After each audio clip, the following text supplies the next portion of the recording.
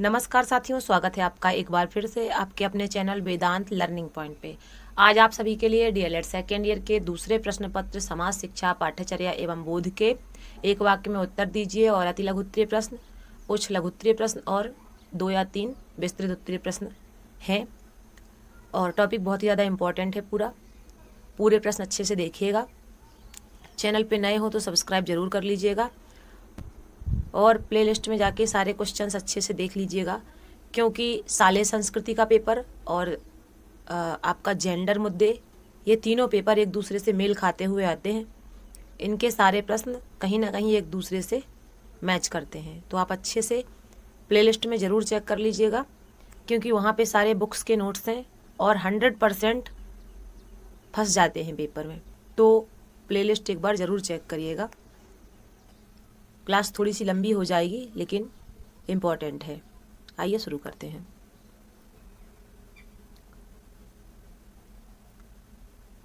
तीसरा प्रश्न आपका आता है, एक वाक्य में उत्तर दीजिए। इसमें पहला प्रश्न है, समाज में शिक्षा की भूमिका को स्पष्ट कीजिए। शिक्षा व्यक्ति विशेष को समाज से जोड़ने में महत्वपूर्ण भूमिका निभाती है तथा समाज की संस्कृति की निरंतरता को बनाए रखती है। दूसरा प्रश्न है, समाज में शिक्षा की आवश्यकता एवं महत्व समझाइए। शिक्षा मनुष्य के अंदर अच्छे विचारों को भरती है तथा अंदर में प्रविष्ट बुरे विचारों को बाहर निकाल देती है। शिक्षा का समाज पर क्या प्रभाव पड़ता है? शिक्षा और समाज एक दूसरे के पूरक हैं। शिक्षा के बिना समाज अधूरा है, समाज के बिना शिक्षा। चौथा प्रश्न है, भारतीय विचारक महात्मा गांधी के अनुसार शिक्षा को समझाइए। महात्मा गांधी के अनुसार शिक्षा से तात्पर्य बालक और मनुष्य के शरीर, मन तथा आत्मा के सर्वांगीण तथा सर्वोत्कृष्ट विकास से है।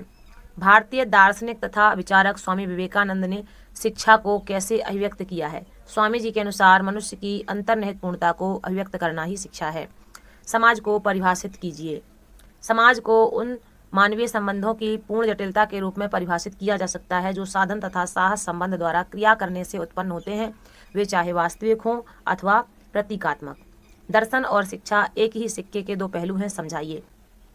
दर्शन और शिक्षा में घनिष्ठता के कारण ही पारस्परिक निर्भरता पाई जाती है। शिक्षा के उद्देश्य तय करने का आधार क्या है? शिक्षा के उद्देश्य तय करने का मुख्य आधार समाज की जरूरतें हैं। शिक्षा प्रक्रिया के मुख्य अंग कौन कौन से हैं? शिक्षा प्रक्रिया के 3 मुख्य अंग शिक्षार्थी, शिक्षक तथा पाठ्यक्रम है, जो समाज का ही अंग है। मानव समाज में शिक्षा के महत्व पर प्रकाश डालिए। शिक्षा लोगों के मस्तिष्क को उच्च स्तर पर विकसित करने का कार्य करती है और समाज के लोगों के बीच भेदभाव हटाने में मदद करती है। इसके बाद अति लघु उत्तरीय प्रश्न, दर्शन क्या है? संक्षिप्त टिप्पणी कीजिए। दर्शन शब्द की उत्पत्ति दृश्य धातु से मानी जाती है, जिसका अर्थ है देखना।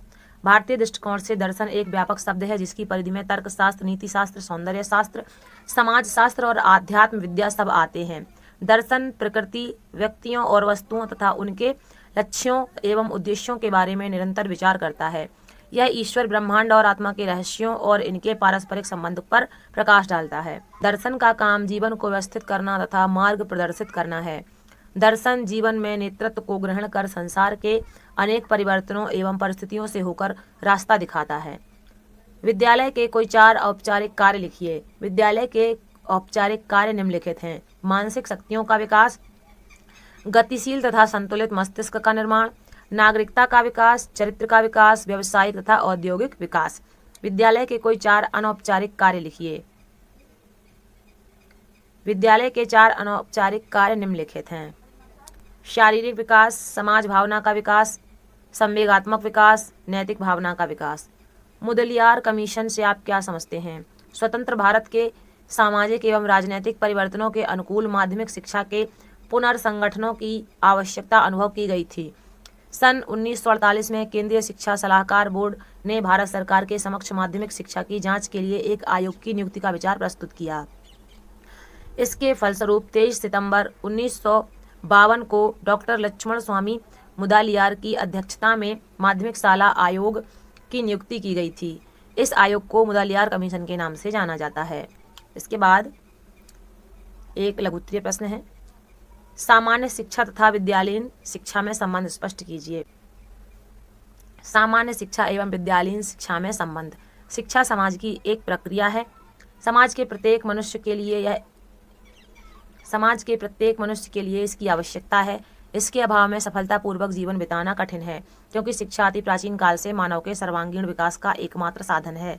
शिक्षा के द्वारा असहाय शिशु को समर्थ बनाया जाता है और जन्म से जो दोष उसमें व्याप्त होते हैं उन्हें दूर किया जाता है। शिक्षा संबंधी इसी आवश्यकता को पूरा करने के लिए समाज शिक्षण संस्थाओं को जन्म देता है। इन संस्थाओं में समाज की नव पीढ़ी को शिक्षा प्रदान करती है और उन्हें जीवन में सफलता प्राप्त करने के योग्य बनाया जाता है। सामान्य शिक्षा की विशेषताएं। शिक्षा वह प्रक्रिया है जो बालक के व्यक्तित्व को प्रथा, परंपराओं, रीति रिवाजों एवं संस्कृति के अनुरूप ढालती है। समाज के ज्ञान कोश से व्यक्ति को परिचित करा के उसे सामाजिक प्रगति का भागीदार बनाती है। संक्षेप में कहा जा सकता है कि मानवता को आधार प्रदान करने वाली शक्ति का दूसरा नाम ही शिक्षा है। आज आणविक शक्तियों का आविष्कार बड़ी तीव्र गति से हो रहा है, अतएव विश्व को एक ऐसी संस्कृति की आवश्यकता है जो विश्व में शांति स्थापित करने में योगदान दे सके। यह तभी संभव है जबकि विश्व के सभी राष्ट्र एक दूसरे को प्रेम की दृष्टि से देखें। बच्चों में प्रेम की भावना जगाना और संस्कृति का विकास करना ही शिक्षा से होता है। मॉन्टेसरी प्रणाली की विशेषताएं बताइए। मॉन्टेसरी प्रणाली की विशेषताएं निम्नलिखित हैं। ये प्रश्न इंपॉर्टेंट है। इसमें बालकों को व्यक्तिगत रूप से प्रशिक्षित किया जाता है। इसमें बालकों को पूर्ण स्वतंत्रता प्राप्त होती है। इसमें कोई कठोर समय सारणी नहीं होती। इंद्रिय प्रशिक्षण पर बल दिया जाता है। शिक्षोपकरणों के द्वारा शिक्षा दी जाती है। इसमें शिक्षिका एक योग्य और कर्मठ निर्देशिका के रूप में कार्य करती है। निर्देशिका का प्रमुख कार्य निरीक्षण, मार्गदर्शन, संगठन, वातावरण निर्माण तथा बालकों को प्रेरित और प्रोत्साहित करना होता है। शिक्षा एक सामाजिक व्यवस्था है। इस विचार से आप कहाँ तक सहमत हैं? अपनी उत्तर की पुष्टि तर्कों द्वारा कीजिए। समाज की परिभाषा। ओटावे के अनुसार समाज एक प्रकार का समुदाय या समुदाय का भाग है जिसके सदस्यों को अपने जीवन की विधि की सामाजिक चेतना होती है और जिनमें सामान्य उद्देश्यों और उद्देश्यों के कारण एकता होती है। वे किसी न किसी संगठित ढंग से एक साथ रहने का प्रयास करते हैं। किसी भी समाज के सदस्यों को अपने बच्चों को पालन पोषण करने और शिक्षा देने की निश्चित विधियां होती हैं। हम कह सकते हैं कि समाज मनुष्यों का ऐसा संगठन है जिसमें मनुष्यों के पारस्परिक संबंधों में कुछ व्यवस्था पाई जाती है। समाज के प्रकार निम्नलिखित हैं। आदर्शवादी समाज। इस प्रकार के समाज में विचारों, आदर्शों एवं स्थायी मूल्यों पर बल दिया जाता है। भौतिकवादी समाज। इस प्रकार के समाज बालक को केवल धन कमाने की मशीन बनाता है। प्रयोजनवादी समाज। इस प्रकार के समाज में बालक को सिर्फ वैसी शिक्षा दी जाती है जो किसी न किसी रूप से लाभदायक होती है। उसे अनावश्यक या आध्यात्मिक सामग्री बिल्कुल नहीं पढ़ाई जाती। फांसीवादी समाज। इस समाज में वंश एवं राज्य की सत्ता का बोलबाला रहता है और धुर राष्ट्रवाद शिक्षा का परम उद्देश्य होता है। इसके बाद दूसरी इकाई है आपकी शिक्षा के उद्देश्य। पहला प्रश्न है इसमें, शिक्षा के उद्देश्यों को कितने भागों में वर्गीकृत किया गया है? शिक्षा के उद्देश्यों को 2 भागों में वर्गीकृत किया गया है। शिक्षा के व्यक्तिगत उद्देश्य, शिक्षा के सामाजिक उद्देश्य। शिक्षा के व्यक्तिगत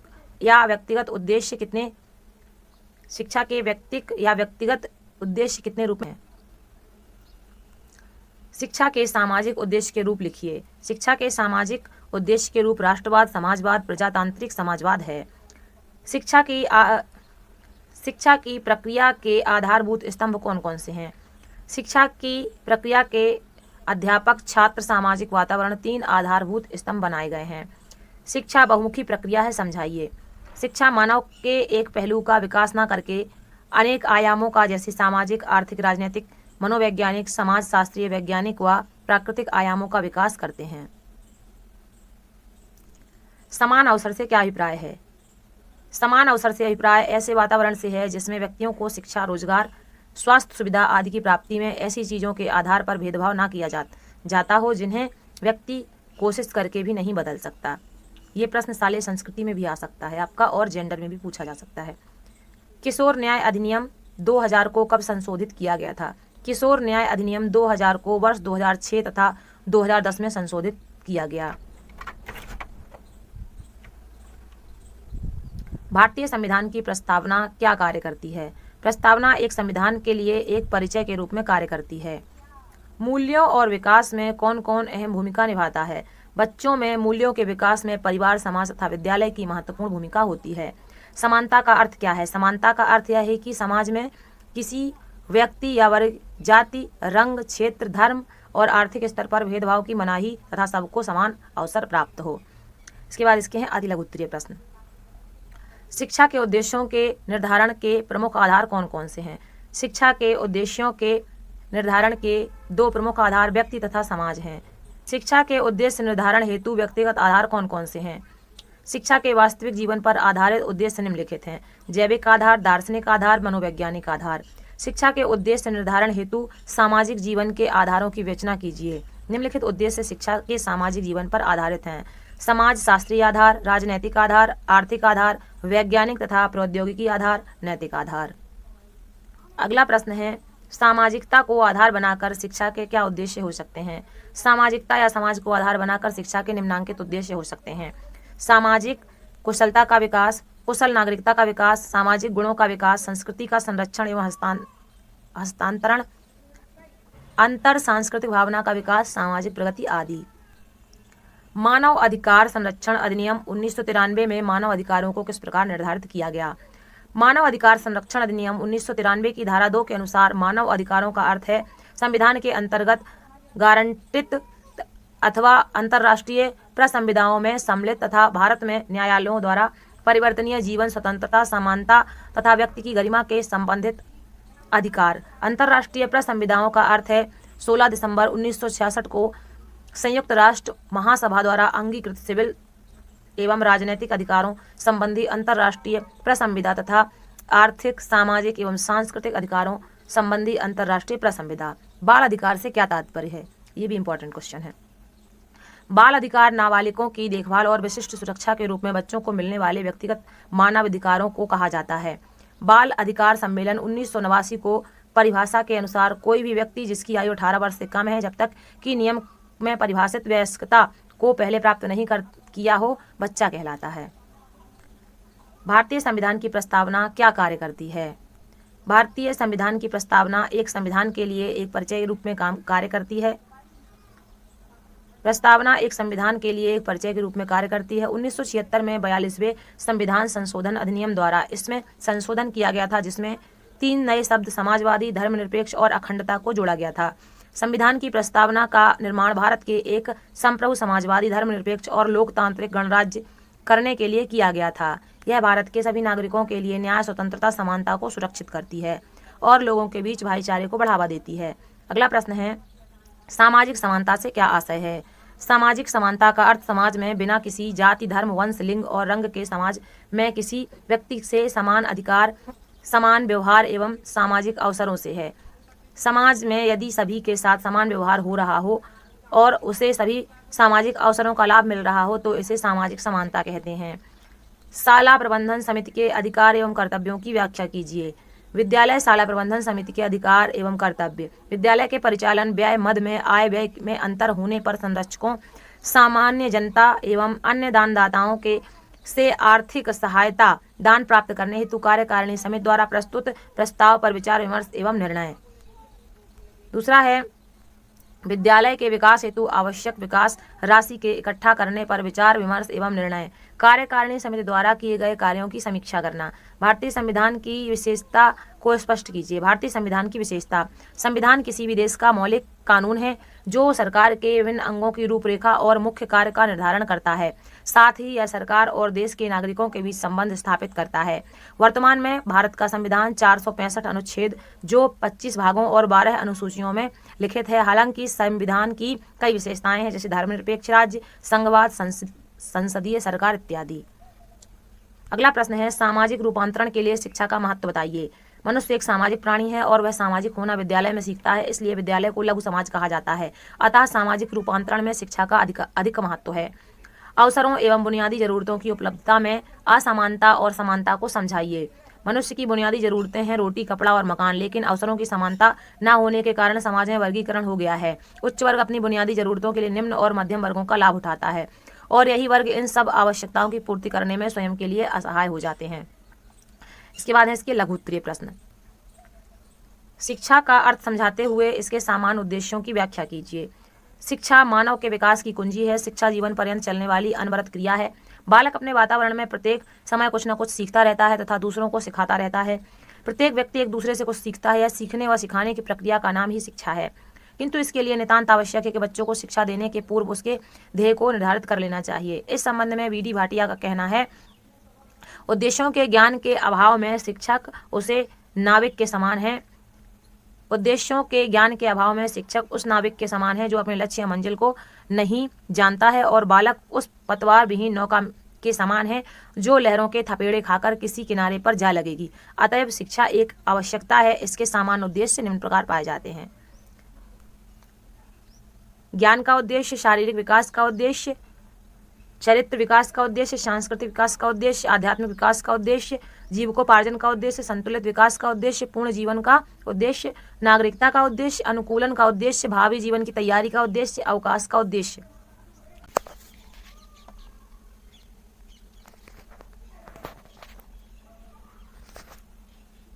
आधुनिक भारत की शिक्षा के कौन कौन से उद्देश्य निर्धारित किए जा सकते हैं?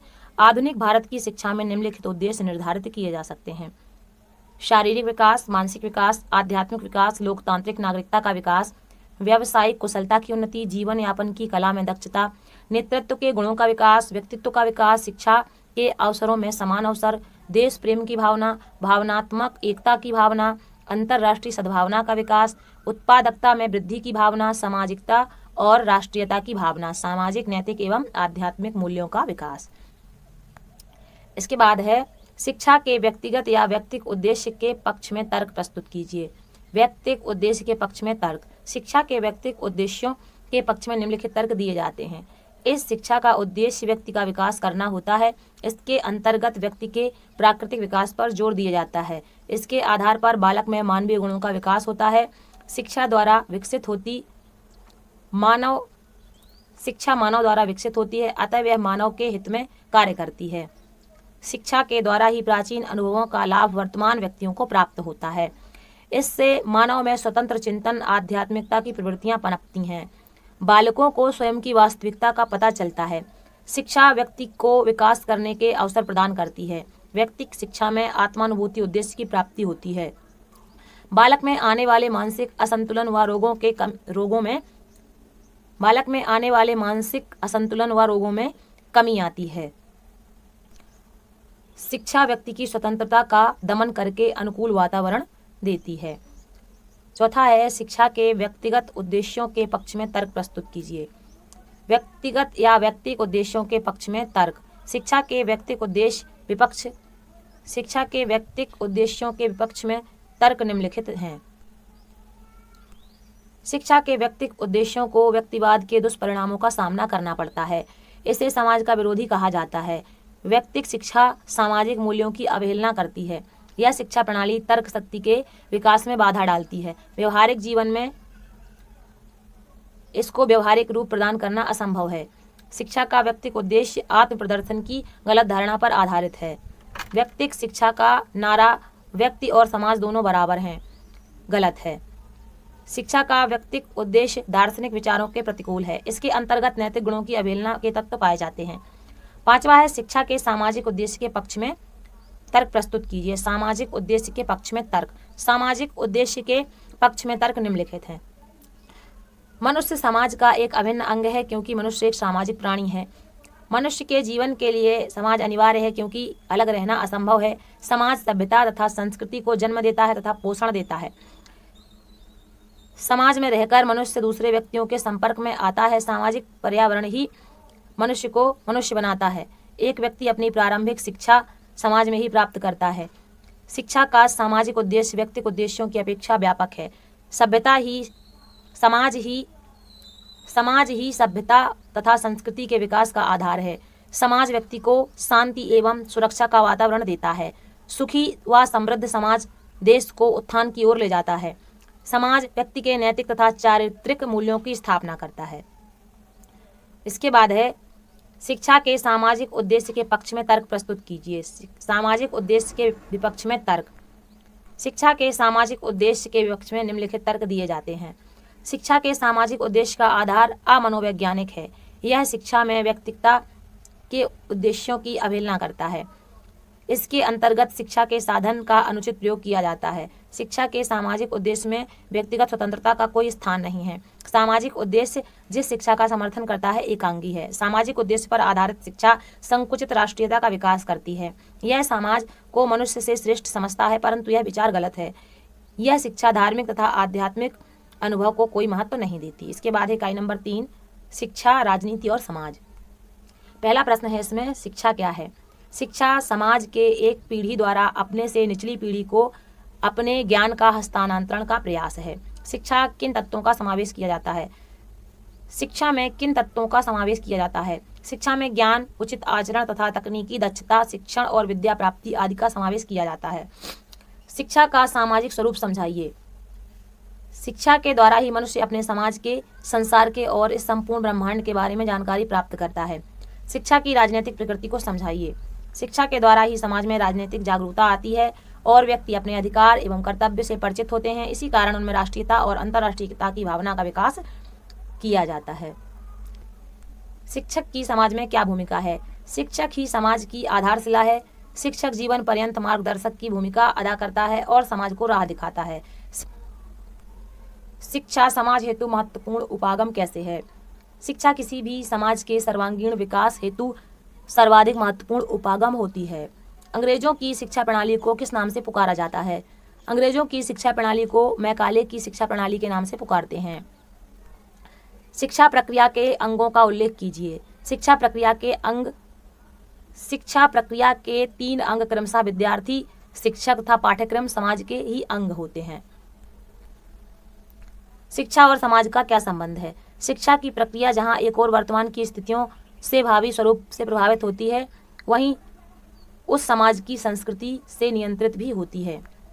शिक्षण सामग्री निर्माण का आधार क्या है? शिक्षण सामग्री निर्माण तथा शिक्षण पद्धतियाँ समाज के स्वरूप पर ही निर्भर होती हैं। इसके बाद इसके अति लघु उत्तरीय प्रश्न।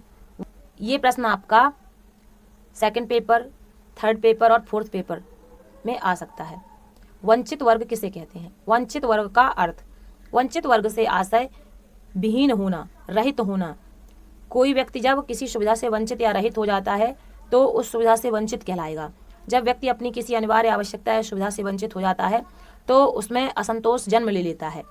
वंचित वर्ग निम्न प्रकार के होते हैं: शारीरिक विकलांगता, फिजिकल डिसेबिलिटी, मानसिक विकलांगता, मेंटल डिसेबिलिटी, आर्थिक दृष्टि से वंचित, इकोनॉमिकली डिप्राइव्ड, सामाजिक दृष्टि से वंचित, सोशियली डिप्राइव्ड, सांस्कृतिक दृष्टि से वंचित, कल्चरली डिप्राइव्ड। प्रश्न 2 है, बालक को अनुशासित करने के हेतु शिक्षक को किन बातों का ध्यान रखना चाहिए? शिक्षा का अंतिम उद्देश्य मोक्ष पाना माना जाता है। इसके लिए अनुशासन आवश्यक है, जिसके लिए विभिन्न दार्शनिकों ने योग, ध्यान, चिंतन, मनन, एकाग्रता को उत्तम मार्ग बताया है। अतः शिक्षक के लिए आवश्यक है कि वह विद्यार्थियों में इनका विकास करे। यदि शिक्षक बाल केंद्रित शिक्षण से पढ़ाए एवं विद्यार्थियों के साथ मित्रतापूर्ण व्यवहार करें तो बालकों में स्वानुशासन का विकास किया जा सकता है। लोकतंत्रात्मक शासन से क्या,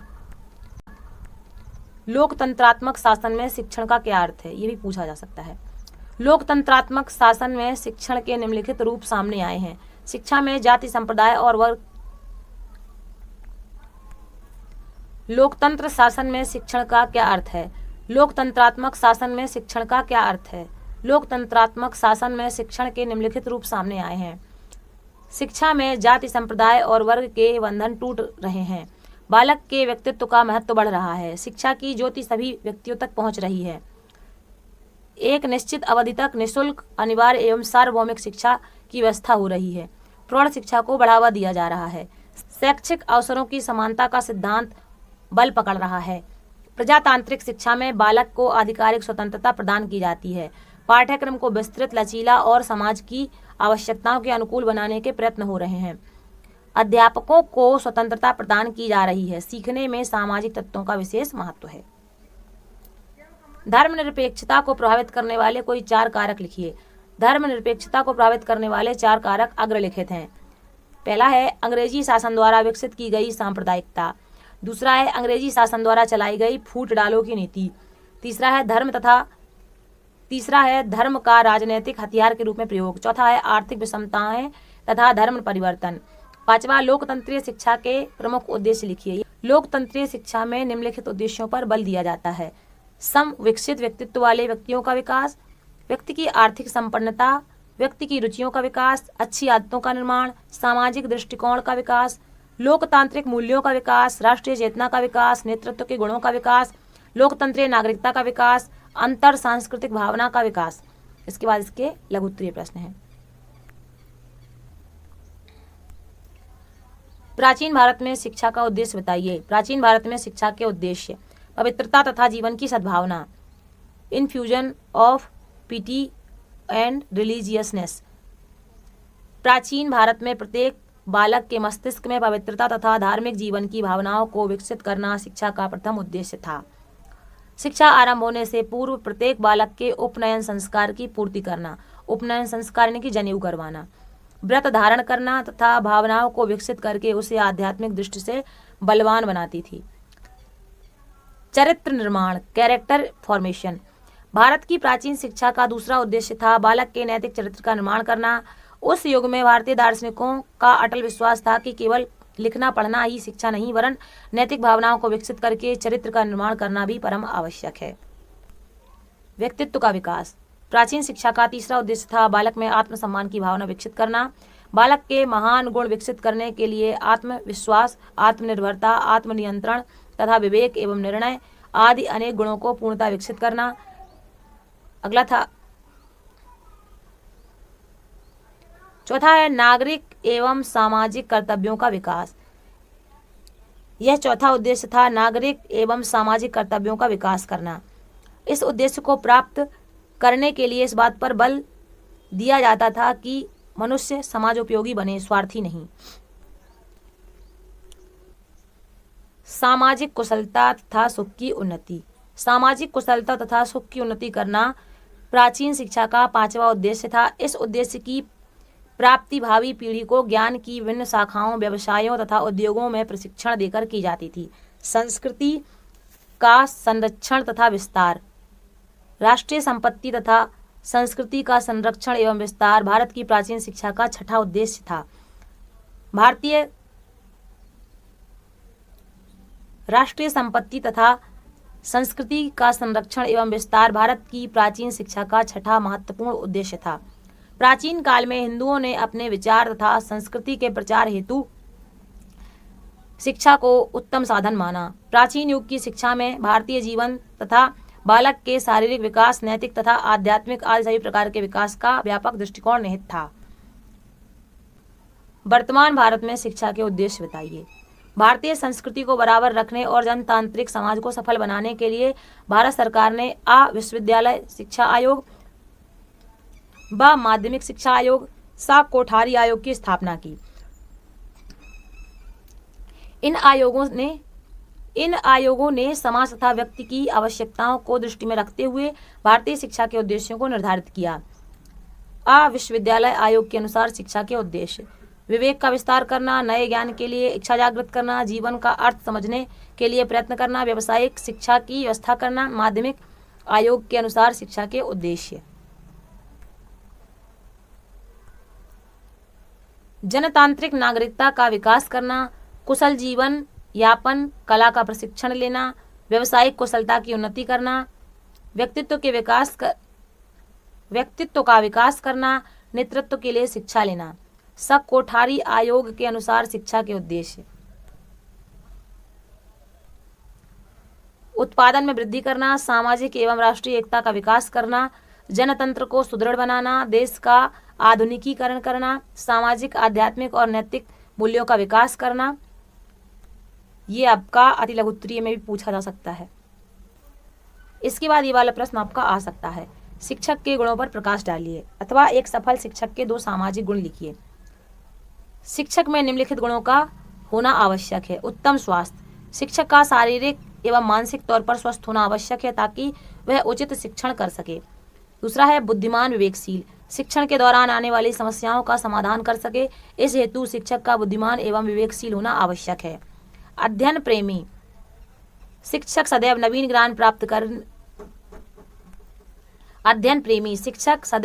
ज्ञान प्राप्त कर नवीन तकनीकी का प्रयोग कर शिक्षण प्रदान करे, इस हेतु उसका अध्ययन प्रेमी होना परम आवश्यक है। उच्च चरित्र, शिक्षक छात्रों हेतु आदर्श होता है अतः उसे उच्च चरित्र वाला होना चाहिए।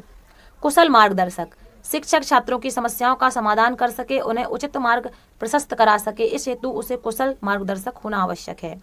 उदार दृष्टिकोण, शिक्षक शिक्षण में नवीनता ला सके, इस हेतु उसे उदार दृष्टिकोण रखना होगा। धैर्यवान सहनशीलता, शिक्षक छात्रों के साथ मित्रता एवं सहानुभूति रखे, इस हेतु उसे धैर्यवान एवं सहनशील होना आवश्यक है।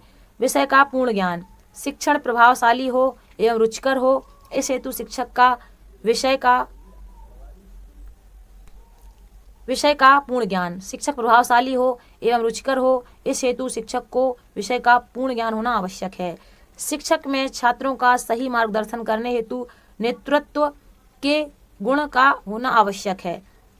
शिक्षक में छात्रों में राष्ट्रीय एकता के विकास करने हेतु राष्ट्रीय एकता की भावना होना आवश्यक है। एक सफल शिक्षक के व्यावसायिक गुणों का वर्णन करें।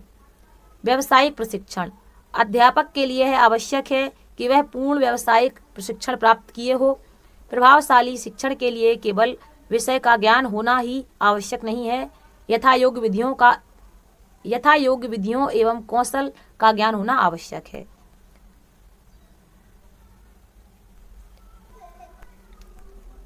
विषय का पूर्ण ज्ञान, अध्यापक को उस विषय का पूर्ण ज्ञान होना चाहिए जिसका वह शिक्षण करता है, ताकि वह विद्यार्थियों की शंका का समाधान कर सके।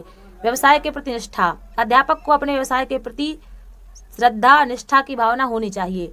प्रयोगात्मक दृष्टिकोण, आदर्श अध्यापक का दृष्टिकोण प्रयोगात्मक होता है, वह शिक्षण विधियों की परंपरागत विधियों से संतुष्ट नहीं होता।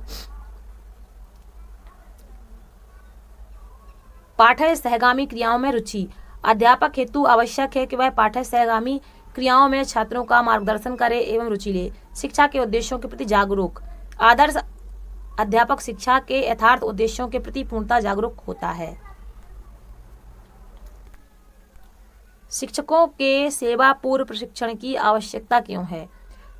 शिक्षकों के सेवा पूर्ण प्रशिक्षण की आवश्यकता निम्न कारणों से है।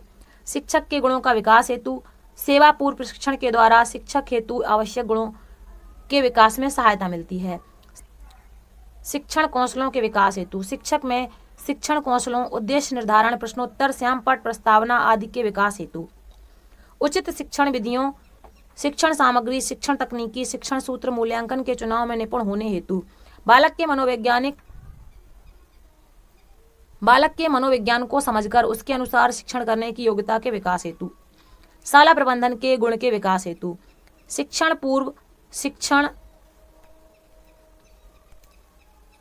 पूर्व शिक्षण योजना बनाने के गुण का विकास हेतु विद्यार्थियों में वैज्ञानिक दृष्टिकोण, सृजनात्मकता, जिज्ञासा प्रवृत्ति, अवलोकन, प्रयोग, खोज आदि के गुणों के विकास हेतु सक्षम होने हेतु। इसके बाद अंतिम इकाई है आपकी ज्ञान। ज्ञान क्या है? ज्ञान मनुष्य को अपने विचारों और भावनाओं को अनुशासन में रखने और संगठित करने में सहायता करता है। ज्ञान के मुख्य रूप कौन कौन से हैं? ज्ञान के 3 मुख्य रूप हैं, सूचना, जानना, बुद्धिमत्ता। ज्ञान के कितने प्रकार हैं? ज्ञान के 2 प्रकार होते हैं, प्रागनुभविक ज्ञान, प्रायोगिक ज्ञान। NEP का अर्थ बताइए। NEP अर्थात नेशनल एजुकेशन पॉलिसी, राष्ट्रीय शिक्षा नीति है। NCTE का पूर्ण रूप बताइए। National council of teacher education, राष्ट्रीय शिक्षक शिक्षा परिषद, NCTE का पूर्ण रूप है। बच्चों के आकलन में कौन कौन भाग लेता है? परीक्षक और परीक्षार्थी बच्चों के आकलन हेतु महत्वपूर्ण प्रतिभागी होते हैं। आकलन हेतु प्रगति से संबंधित किन बातों का ध्यान रखना अनिवार्य है? साक्ष्यों, शक्तियों तथा कमजोरियों को उचित आकलन हेतु जानना अनिवार्य है। पाठ्यक्रम निर्माण की विभिन्न अवस्थाओं को लिखिए। नियोजन, प्रयास, लागूकरण, मूल्यांकन तथा पुनर्निर्माण, ये 5 अवस्थाएं पाठ्यक्रम निर्माण के लिए आवश्यक हैं। NCF 2005 का पूर्ण रूप लिखिए। NCF 2005 का पूर्ण रूप नेशनल कैरिकुलम फ्रेमवर्क है। पाठ्यचर्या क्या है? औपचारिक शिक्षा के क्षेत्र में पाठ्यचर्या या पाठ्यक्रम विद्यालय या विश्वविद्यालय में प्रदान किए जाने वाले पाठ्यक्रमों और उसकी सामग्री को कहते हैं। शिक्षण विधि किसे कहते हैं? जिस विधि में शिक्षक शिक्षार्थी को ज्ञान प्रदान करता है उसे शिक्षण विधि कहते हैं। इसके बाद इसके अति लघु उत्तरीय प्रश्न। ज्ञान के प्रकारों के केवल नाम लिखिए। भारतीय दर्शन में ज्ञान को मुख्यतः 2 भागों में विभाजित किया गया है, अनुभव ज्ञान और स्मृति ज्ञान। अनुभव ज्ञान वह ज्ञान है जिसे इंद्रियों द्वारा प्रत्यक्ष किया जाता है। स्मृति वह ज्ञान है जिसे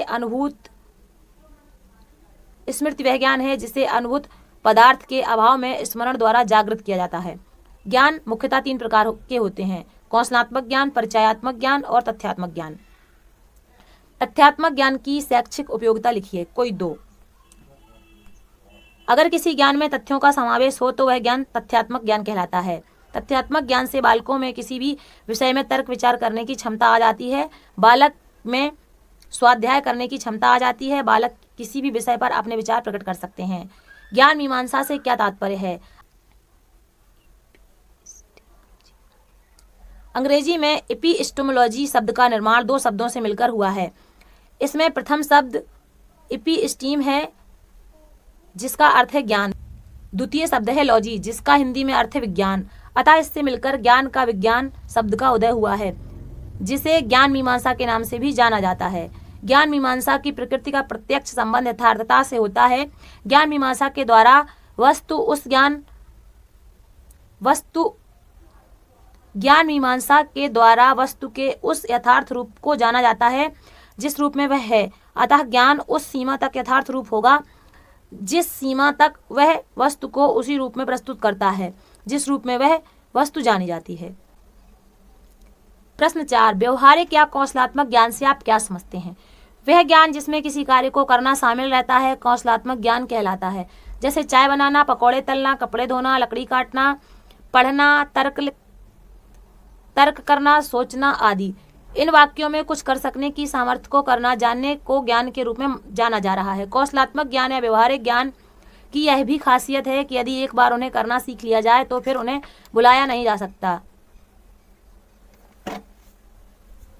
लेकिन इन कामों को कर पाने की सामर्थ्य को अच्छा या खराब अथवा बेहतर या बदतर तो जरूर कहा जा सकता है, लेकिन सत्य अथवा असत्य नहीं कहा जा सकता। परिचयात्मक ज्ञान की विशेषताएं लिखिए, ये भी आ सकता है आपका। किसी ज्ञान के परिचयात्मक ज्ञान होने के लिए उस व्यक्ति अथवा वस्तु से जिसके बारे में कहा जा रहा है जानने वाले का सीधा परिचय होना चाहिए। परिचयात्मक ज्ञान की विशेषताएं निम्न है: व्यक्तियों अथवा वस्तुओं से एक प्रकार का सीधा परिचय हमें इंद्रिय अनुभव से होता है। स्वयं के महसूस करने अनुभव बिना इंद्रिय अनुभव द्वारा प्राप्त ज्ञान होता है। यह ज्ञान स्मृति द्वारा प्राप्त ज्ञान है। यह ज्ञान आत्म सजगता द्वारा प्राप्त ज्ञान है। तथ्यात्मक ज्ञान के प्रकार लिखिए। तथ्यात्मक ज्ञान ज्ञान श्रृंखला का तृतीय प्रकार है। इस ज्ञान के अंतर्गत किसी व्यक्ति या वस्तु के संदर्भ में कोई दावा या तथ्य निश्चित किया जाता है, अर्थात किसी वाक्य के मूल में जो तथ्य छिपा होता है वह इस ज्ञान के प्रमुख अंग हैं। तथ्यात्मक ज्ञान के प्रकार निम्नलिखित हैं: विवरणात्मक ज्ञान, कौशलात्मक ज्ञान और परिचयात्मक ज्ञान। बौद्धिक क्रियाओं के माध्यम से बच्चों में कौन कौन से गुण विकसित कर सकते हैं? बौद्धिक क्रियाओं के माध्यम से बच्चों में निम्न गुण विकसित कर सकते हैं: सीखने की योग्यता, अमूर्त चिंतन की योग्यता, समस्या समाधान करने की योग्यता, अनुभव से लाभ उठाने की योग्यता, संबंधों को समझने की योग्यता, अपने वातावरण से सामंजस्य करने की योग्यता। कोई भी 4 ऐसी गतिविधियों के नाम लिखिए जिनकी सहायता से बालकों में सृजनात्मकता को बढ़ाया जा सके। 4 गतिविधियां निम्न हैं: बालक में स्वतंत्र निर्णय लेने की क्षमता का आवश्यक होना, बालक में किसी कार्य में पहल करने की क्षमता का आवश्यक होना, बालक में उत्तरदायित्व वहन करने की क्षमता का होना आवश्यक है, बालक में किसी नवीन ज्ञान के प्रति उत्सुकता का होना आवश्यक है।